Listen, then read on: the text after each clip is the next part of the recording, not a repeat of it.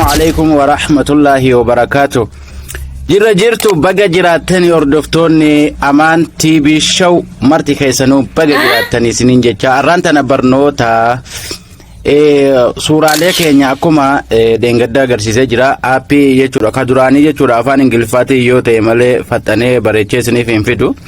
garuu ka har'aa jechuudha aappii iScroll fayyadamnee jechuudha aappii iScroll fayyadamtanii akkaataa jechuudha ittiin jechuudha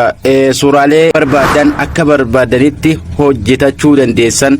feetan makiinaa keessan akka haala kanatti feetan immoo jechuudha malee duuba mana keessa akka inni kompiitara ilaalaa jiru gootanii hojjetachuu dandeessan suuraa keessan yeroo edit godhuu barbaadan illee haala ittiin edit godhachuu barbaadan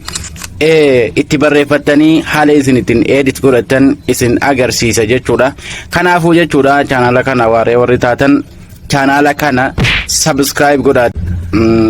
like godhaa commentii yaada qabdanii barreessaa isin jecha gara barnootaatti isin dabarsu iScroll app iScroll eega buufannee booda jechuudha akkatti buufatan Play Store keessaa barsiiseetiin jira barnoota dabre keessatti haala kanaan jechuudha malee duuba keessa seentanii jechuudha yeroo keessa seentan ambanadheen jira waan ta'eef kunoo bakka tana irratti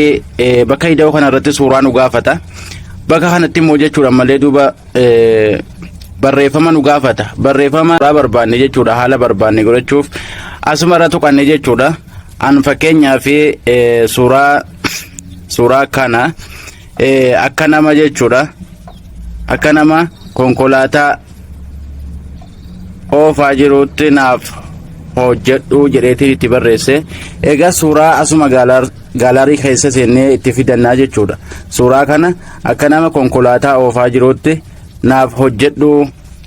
jedhee egaa haala kanaan itti galchee suuraa fidadee dhufee itti galchee kunoo haala kanaan bakka tanarra tuqannaa jechuudha bakka tana tuqannee ni eeggannaa jechuudha daqiiqaa waa xiqqoodhaaf eeggannaa jechuudha daqiiqaa waa xiqqoodhaaf yeroo eeggannu inni saffisaan hojjeteetu miidhagsee nuu fidaa jechuudha kanaafu akka hundi keessanuu irraa fayyadamtan kunoo amma hojjetee naa fidee jira jechuudha haaluma agartan kunoo akka nama makiinaa oofaa jirutti